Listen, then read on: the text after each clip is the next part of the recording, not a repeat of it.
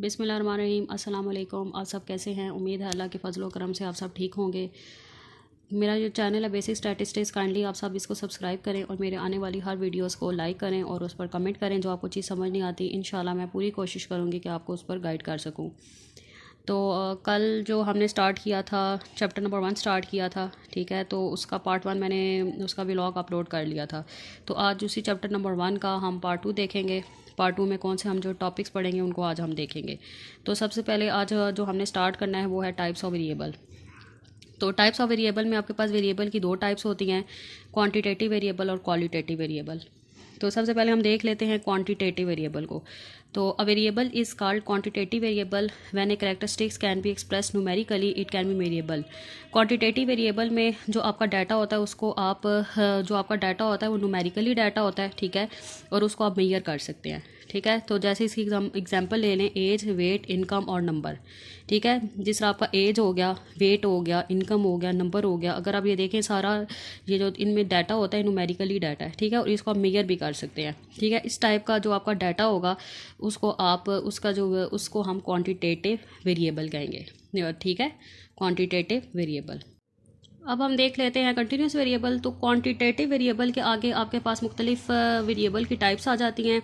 जैसे है first type continuous variable, second type है कंटिन्यूस डाटा, थर्ड टाइप है डिस्क्रीट वेरिएबल और फोर्थ टाइप होगी डिस्क्रीट डाटा। तो सबसे पहले हम देख लेते हैं कंटिन्यूस वेरिएबल। ये सारी जो है क्वांटिटेटिव वेरिएबल की टाइप्स हैं, ठीक है। तो कंटिन्यूस वेरिएबल क्या चीज़ है? Continuous variable represent measurement data, a variable which can assume each and every value with in A given range, it can occur in decimal, ठीक है। तो कंटिन्यूस वेरिएबल में जो आपका जो डाटा होता है वो मेजरमेंट डाटा होता है, ठीक है। कंटिन्यूस वेरिएबल के अंदर जो डाटा होता है वो आपका मेजरमेंट डाटा होता है और इसमें आप हर एक वैल्यू को अज्यूम कर रहे होते हैं और इसका जो डाटा होता है वो मोस्टली डेसिमल में आकर कर रहा होता है। डेसिमल का क्या मतलब है?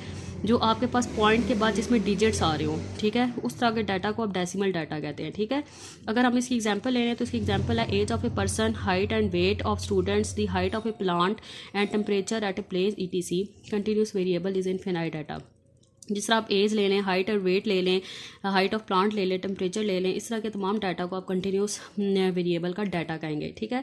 तो जिस तरह अगर आप हाइट ले लें तो हाइट जिस तरह 5.1 होगी, 5.2 होगी, 5.3 होगी। अगर आप ये देखें डेसिमल डाटा है, ठीक है। इस टाइप का जो डाटा होगा वो आपका कंटिन्यूस वेरिएबल होगा और उसके अंदर जो डाटा होता है उसको आप कंटिन्यूस डाटा कहते हैं। तो दूसरा टाइप है कंटिन्यूस डाटा, वही चीज़ data which can be describe by continuous variable are called continuous data. तो जो कंटिन्यूस वेरिएबल के अंदर जो डाटा होता है उसको आप कंटिन्यूस डाटा कहते हैं। और इसकी एग्जांपल हुई wait of 50 student in a class. जो आपकी 50 स्टूडेंट के वेट होगी वो उसको आप वेट का जो डाटा होगा उसको आप कंटिन्यूस डाटा कहेंगे। जो तीसरी टाइप है वो है continuous variable, discrete variable, sorry. तो discrete variable is one that can take only a discrete set of integers और whole numbers. A discrete variable represent count data. A variable which can assume only some specific values within a given range is called discrete variable. It cannot occur in decimal. तो discrete जो variable है वो आपका continuous variable के opposite है।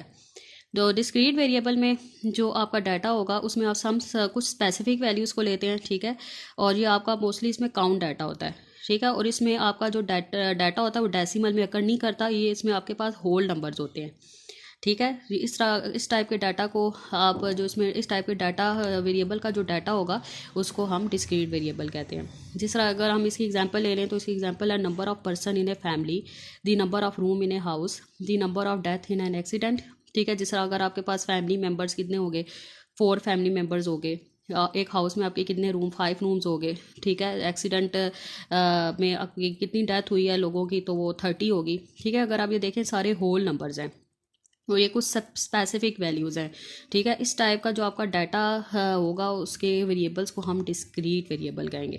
Clear हो गया आपको? अब हम देख लेते हैं डिस्क्रीट डाटा। तो जो आपका डिस्क्रीट वेरिएबल के अंदर जो डाटा होगा वो आपका डिस्क्रीट डाटा होगा, ठीक है। जिस तरह अगर हम इसकी एग्जांपल ले लें number of student in A college, ठीक है। आपके कॉलेज में जितने भी स्टूडेंट हैं, 40 स्टूडेंट हैं, 50 स्टूडेंट हैं, इस तरह का जो आपका डाटा होगा वो डिस्क्रीट डाटा होगा, क्योंकि आप इसमें कुछ स्पेसिफिक वैल्यूज़ को ले रहे होते हैं और आपके इसमें नंबर जो होते हैं होल नंबर्स होते हैं, ठीक है। इस टाइप के डाटा को आप डिस्क्रीट डाटा कहेंगे।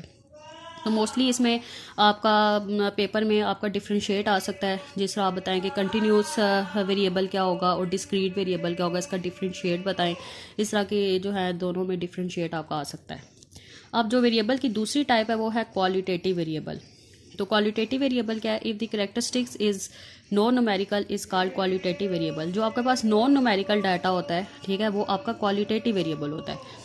क्वांटिटेटिव वेरिएबल में आपने क्या देखा था? क्वांटिटेटिव वेरिएबल होता है जो आपका न्यूमेरिकल डाटा होता है। जो आपका न्यूमेरिकल डाटा होता है वो होता है क्वांटिटेटिव वेरिएबल, और जो आपका नॉन न्यूमेरिकल डाटा होता है वो होता है आपके पास क्वालिटेटिव वेरिएबल।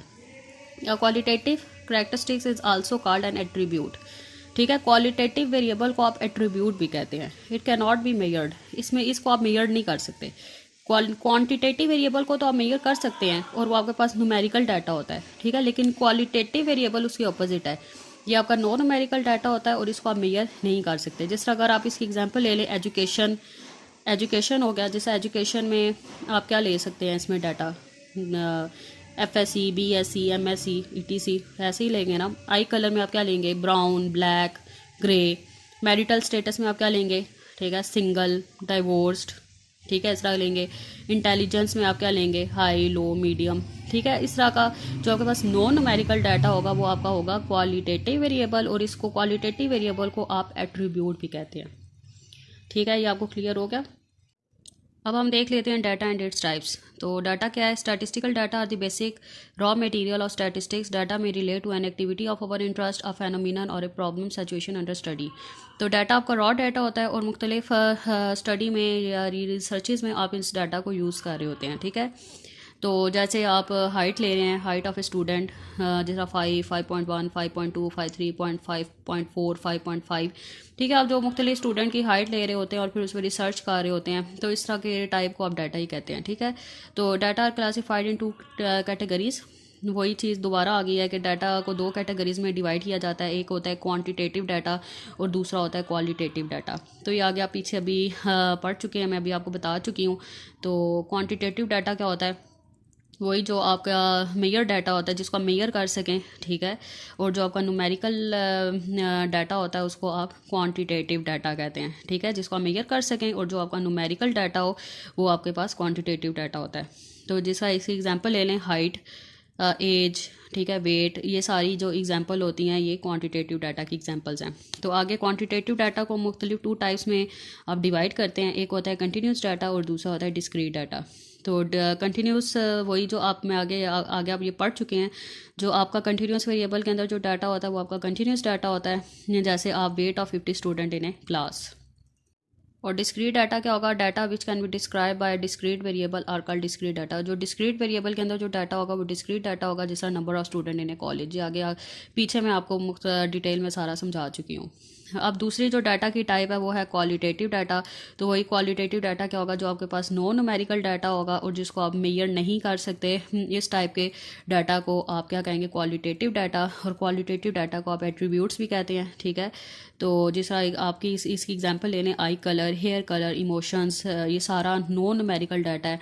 तो जो नॉन न्यूमेरिकल डाटा होगा वो होगा आपके पास क्वालिटेटिव डाटा। तो क्वालिटेटिव डाटा को भी आप मुख्तलिफ 2 डाटाज में डिवाइड करते हैं। सबसे पहले है नॉमिनल डाटा। नॉमिनल डाटा क्या है? द क्लासिफिकेशन और a grouping of observation into mutually exclusive qualitative categories और classes is said to be nominal data.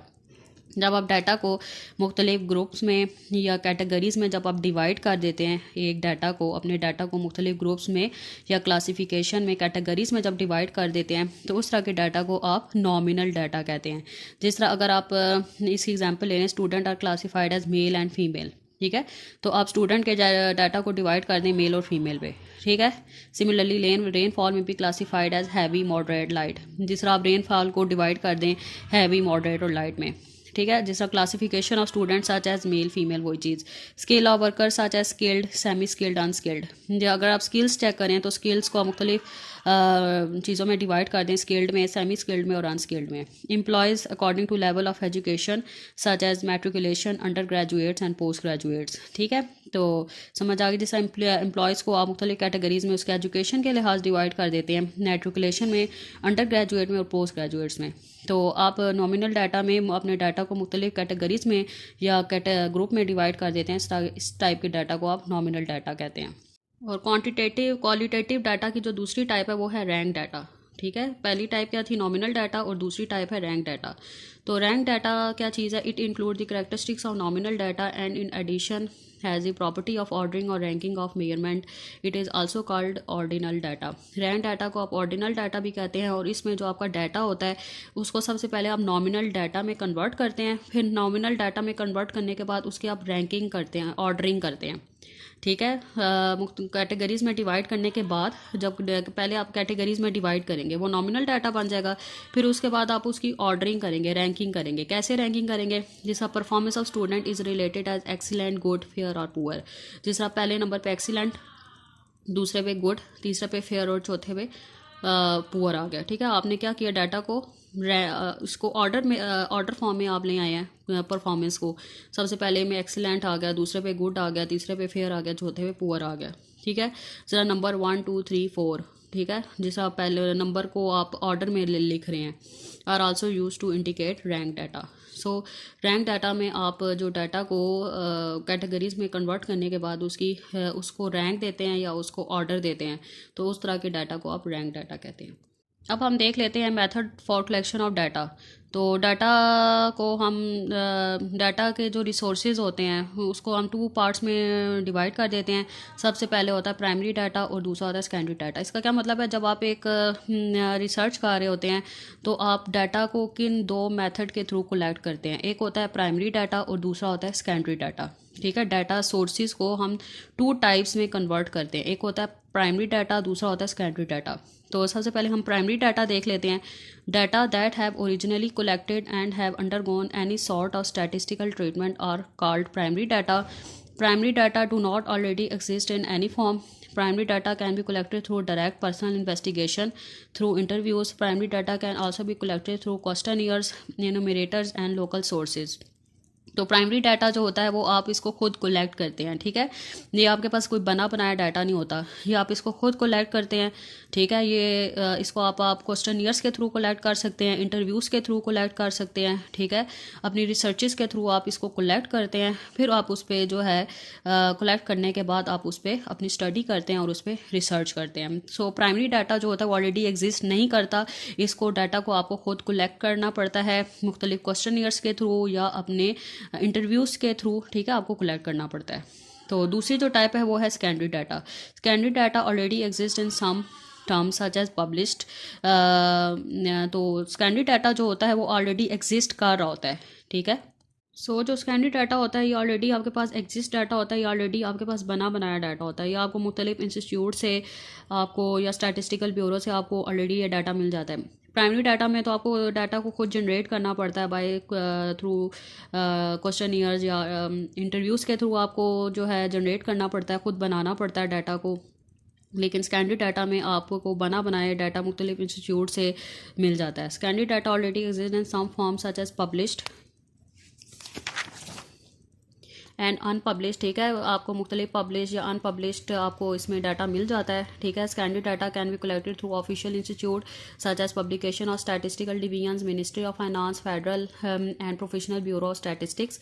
वही बात आपको जो है ministry of finance, bureau of statistics, यहाँ से आपको ये डाटा मिल जाता है और फिर आप इसमें मुख्तलिफ अपनी रिसर्च कर सकते हैं। Secondary data can also be collected through semi official institute such as State Bank of Pakistan, railway board, district council, municipalities, ETC। ठीक है, State Bank of Pakistan, railway board, यहाँ से अगर आपको कोई इससे रिलेटेड अगर आप रिसर्च कर रहे हैं तो यहाँ से आपको ये डाटा सारा अगर आपको चाहिए तो ये मिल सकता है। Secondary data can also be collected through technical and trade journal, newspaper, research organisation such as universities and other institute. मुख्तलिफ यूनिवर्सिटीज़ में ऑलरेडी रिसर्च होती हैं तो उसके अंदर ये आपको मुख्तलिफ अगर आपको डाटा चाहिए तो आपको उन जर्नल्स के अंदर, रिसर्चेस के अंदर ये आपको सारा डाटा मिल जाएगा। न्यूज़पेपर में भी अक्सर डाटा अवेलेबल होता है, वहाँ से भी आपको डाटा मिल सकता है। तो सेकेंडरी डाटा वही जो आपके पास ऑलरेडी बना बनाया जो डाटा होता है वो आपको इसमें सेकेंडरी डाटा में आपको डाटा मिल जाता है। लेकिन प्राइमरी डाटा में आपको डाटा खुद जनरेट करना पड़ता है। ठीक है। आप क्वेश्चन ईयर्स के थ्रू आप इसको डाटा बनाते हैं, या फिर आप मुख्तलिफ इंटरव्यूज़ के थ्रू आप डाटा को जनरेट करते हैं। ठीक है, तो उम्मीद है आपको मेरा आज का लेक्चर समझ आ गया होगा। आज ही आपका चैप्टर नंबर 1 कंप्लीट हो गया। ठीक है, तो कल इंशाल्लाह हम चैप्टर नंबर 2 स्टार्ट करेंगे। अगर आपको कोई चीज़ समझ नहीं आई तो मुझे कमेंट सेक्शन में बताएं, तो मैं इंशाल्लाह पूरी कोशिश करूँगी कि मैं आपकी जो प्रॉब्लम्स है उसको सॉल्व कर सकूँ। तो मुझे दे इजाज़त, अल्लाह हाफिज़।